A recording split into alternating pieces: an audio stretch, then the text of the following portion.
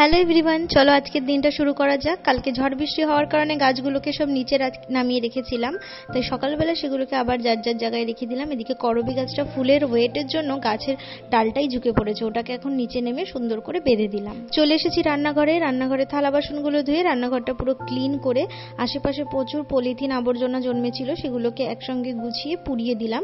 পুড়িয়ে দিয়ে স্নান করে নেবো। এখন আশেপাশে পরিষ্কার করার এক্সট্রা কাজটা আজকে ছিল, যেটা আজকে সেরে ফেললাম।